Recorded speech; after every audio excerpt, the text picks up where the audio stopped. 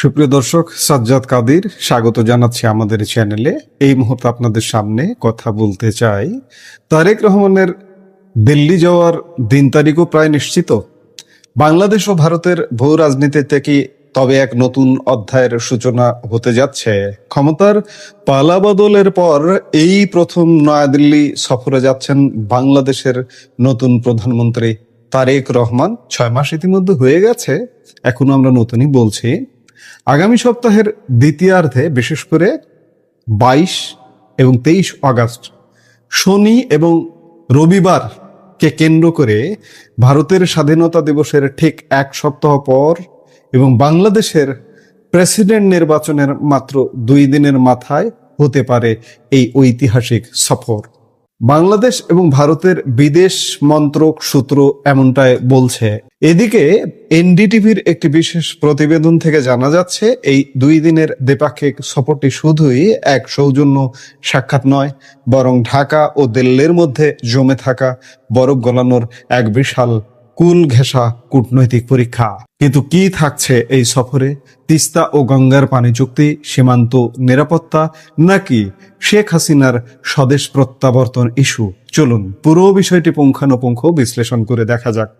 দর্শকদের মনে থাকার কথা, 2024 সালের অগাস্টে শেখ হাসিনা সরকার পতনের পর থেকে ঢাকা ও দিল্লির সম্পর্কে এক অভূতপূর্ব টানাপোড়েন ও অস্থিরতা তৈরি হয়েছিল।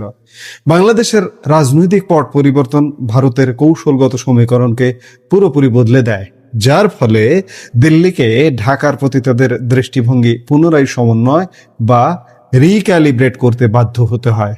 পরবর্তী সময়ে একাধিক ইস্যুতে দুদেশের সম্পর্কে দৃশ্যমান দূরত্ব তৈরি হয়, বিশেষ করে সাবেক প্রধানমন্ত্রী শেখ হাসিনার ভারতে অবস্থান এবং বাংলাদেশ সরকারের পক্ষ থেকে তাকে আনুষ্ঠানিকভাবে ফেরত চাওয়ার বিষয়টি দুদেশের কূটনৈতিক সম্পর্কে সবচেয়ে বড় দেয়াল হয়ে দাঁড়ায়। তবে বিএনপির নতুন সরকার স্পষ্ট জানিয়ে দিয়েছে, তারা ভারতের সাথে সুসম্পর্ক রেখে একসাথে কাজ করতে আগ্রহী। সাম্প্রতিক সময়ে সেই বরফ গলার কিছু কূটনৈতিক লক্ষণও দেখা গেছে। গত এপ্রিলে বাংলাদেশের পররাষ্ট্রমন্ত্রী খলিলুর রহমান নয়াদিল্লি সফর করে ভারতের পররাষ্ট্রমন্ত্রী এস জয়শঙ্করের সাথে বৈঠক করেন। আর ঠিক সম্প্রতি অর্থাৎ 10ই আগস্ট ঢাকায় বাংলাদেশের প্রধানমন্ত্রী তারেক রহমানের সাথে দীর্ঘ বৈঠক করেছেন ভারতীয় হাইকমিশনার দীনেশ ত্রিবেদী। সেখানে দুদেশের সম্পর্কের মধ্যকার পরিবেশ উন্নত করার উপায় নিয়ে গভীর আলোচনা হয়েছে। মাঝখানে সম্পর্কটা আবার একটু অন্যদিকে যেতে ধরেছিল। খলিলুর রহমান নয়াদিল্লি সফরের পরেও নানা ঘটনা ঘটে গেছে। এখানে পাকিস্তান তুরস্ক সমীকরণ ঘটেছে, চীন সফর ঘটেছে, ইত্যাদি নানা কিছু ঘটেছে। কিন্তু আবারও নতুন করে এই সম্পর্কটা স্বাভাবিক হতে যাচ্ছে বলে মনে হচ্ছে। এখন প্রশ্ন হচ্ছে, এই সফরের সবচেয়ে সংবেদনশীল বা হট টপিক কোনটি? এক কথায়, শেখ হাসিনার স্বদেশ প্রত্যাবর্তন ইস্যু। 2024 সালের 5 আগস্ট শেখ হাসিনা বাংলাদেশ ছাড়ার পর থেকেই ভারতে অবস্থান করছেন। ইতিমধ্যে বাংলাদেশের একটি ট্রাইব্যুনাল মানবতা বিরোধী অপরাধের দায়ে তাকে মৃত্যুদণ্ড দিয়েছেন। এরপর পরে ঢাকা আনুষ্ঠানিকভাবে নয়াদিল্লির কাছে তার প্রত্যার্পণের দাবি জানায়। ভারতের পক্ষ থেকে বলা হয়েছে, তারা সঠিক আইনি ও কূটনৈতিক প্রক্রিয়ার মাধ্যমে এই অনুরোধটি পরীক্ষা করে দেখছে।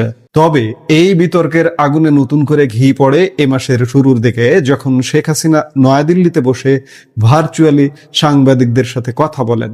এতে ভীষণ ক্ষুব্ধ প্রতিক্রিয়া জানায় ঢাকা। বাংলাদেশের স্পষ্ট বক্তব্য, ভারতীয় মাটিকে ব্যবহার করে বাংলাদেশের বিরুদ্ধে কোনো ধরনের রাজনৈতিক কর্মকাণ্ড পরিচালনা করতে দেওয়া যাবে না। যদিও নয়াদিল্লি অস্বীকার করে বলেছে, এই ইভেন্ট বা সংবাদ সম্মেলন আয়োজনে তাদের কোনো হাত ছিল না। সূত্রের খবর, ভারতীয় হাইকমিশনারের সাথে তারেক রহমানের সাম্প্রতিক বৈঠকেও এই প্রত্যাবর্তনের বিষয়টি উঠে এসেছে। এখন দেখার বিষয়, সম্পর্ককে নষ্ট হতে না দিয়ে দুই দেশের সরকার কিভাবে এই জটিল সমস্যার সমাধান খুঁজে বের করে। কূটনৈতিক টেবিলে শুধু শেখ হাসিনা ইস্যুই নয়, রয়েছে এক গুচ্ছ ব্যবহারিক ও অমীমাংসিত সমস্যা। আগামী সপ্তাহে প্রধানমন্ত্রী মোদী ও তারেক রহমানের এই বহুল প্রতীক্ষিত বৈঠকে আলোচনা হতে যাচ্ছে বাণিজ্য, ট্রানজিট, জ্বালানি সহযোগিতা, সীমান্ত ব্যবস্থাপনা এবং আঞ্চলিক নিরাপত্তা নিয়ে। এর বাইরেও একটি অত্যন্ত গুরুত্বপূর্ণ বিষয় হলো পানি বন্টন। 1996 সালে স্বাক্ষরিত ঐতিহাসিক গঙ্গার পানি বন্টন চুক্তির মেয়াদ শেষ হতে যাচ্ছে চলতি বছরের অর্থাৎ 2026 সালের ডিসেম্বরে। সেই মেয়াদ ফুরানোর ডেডলাইন যত এগিয়ে আসছে, চুক্তি নবায়নের আলোচনা ততই জরুরি হয়ে উঠছে। এছাড়া বাংলাদেশ ভারতের কাছ থেকে অর্থনৈতিক ও বাণিজ্য সংক্রান্ত একাধিক বিষয়ে অধিকতর সহযোগিতা প্রত্যাশা করছে। অন্যদিকে ভারতের দৃষ্টিভঙ্গিও পরিষ্কার। ভারতের নিজের নিরাপত্তার স্বার্থে, বিশেষ করে দেশটির উত্তর পূর্বাঞ্চলীয় রাজ্যগুলোর সংযোগ ও সুরক্ষার জন্য বাংলাদেশে রাজনৈতিক স্থিতিশীলতা অত্যন্ত প্রয়োজনীয়। ভারত ও বাংলাদেশের রয়েছে এক বিশাল দীর্ঘ স্থল সীমান্ত এবং সুদৃঢ় অর্থনৈতিক ও যোগাযোগ ব্যবস্থা। ফলে দুই দেশের রাজনৈতিক সম্পর্কের এই উষ্ণতা যদি বাস্তবে রূপ নেয়, তবে তার সুফল খুব দ্রুতই সাধারণ মানুষের জীবনযাত্রায় অনুভূত হবে। আপনাদের জানিয়ে রাখি, গত ফেব্রুয়ারিতে তারেক রহমান ক্ষমতা গ্রহণের পরপরই নয়াদিল্লি তাকে ভারত সফরের আমন্ত্রণ জানিয়েছিল সপরিবারে। শুধু তাই নয়, আগামী সেপ্টেম্বরে নয়াদিল্লিতে অনুষ্ঠিত হতে যাওয়া ব্রিক্স আউটরিচ সেশনে অংশ নেওয়ার জন্য বাংলাদেশকে আমন্ত্রণ জানিয়েছে ভারত। তবে সেপ্টেম্বরের আগেই অনুষ্ঠিত হতে যাওয়া এই দ্বিপাক্ষিক সফরটি হতে যাচ্ছে প্রধানমন্ত্রী নরেন্দ্র মোদী এবং প্রধানমন্ত্রী তারেক রহমানের মধ্যকার প্রথম মুখোমুখি বৈঠক।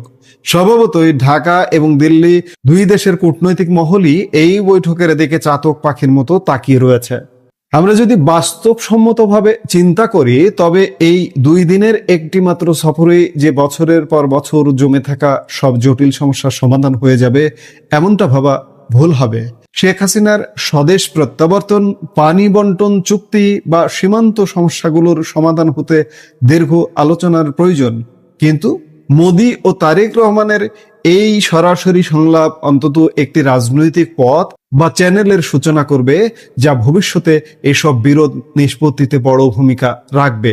এই সফরের মাধ্যমে একদিকে যেমন প্রধানমন্ত্রী তারেক রহমান সরাসরি ভারতের শীর্ষ নেতৃত্বের কাছে ঢাকার অবস্থান ও প্রত্যাশা তুলে ধরতে পারবেন, ঠিক তেমনি প্রধানমন্ত্রী নরেন্দ্র মোদীও বাংলাদেশের নতুন সরকারের কাছে থেকে ভারতের চাওয়া পাওয়ার বিষয়গুলো স্পষ্ট করতে পারবেন।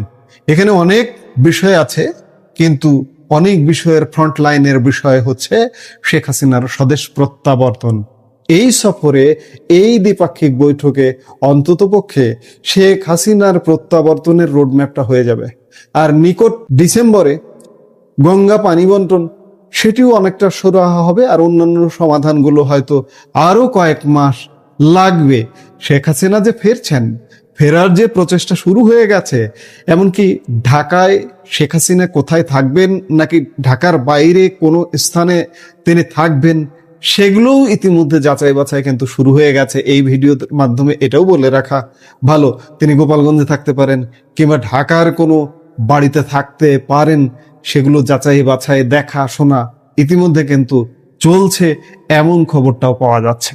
সব মিলিয়ে বলা যায়, এই মুহূর্তে দুই পক্ষের মূল লক্ষ্য একটাই, সম্পর্কের মধ্যে স্বাভাবিকতা বা নরমালাইজেশন ফিরিয়ে আনা, আলোচনা চালু রাখা এবং কঠিন ইস্যুগুলো যাতে সম্পর্কের মূল ভিতকে ক্ষতিগ্রস্ত করতে না পারে।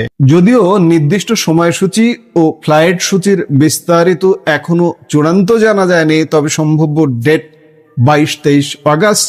তবে সব পরিকল্পনা অনুযায়ী এগুলে আগামী সপ্তাহের তারেক রহমানের এই দিল্লি সফরই হবে বাংলাদেশ ভারত নতুন রাজনৈতিক সম্পর্কের প্রথম এবং সবচেয়ে বড় অগ্নি পরীক্ষা।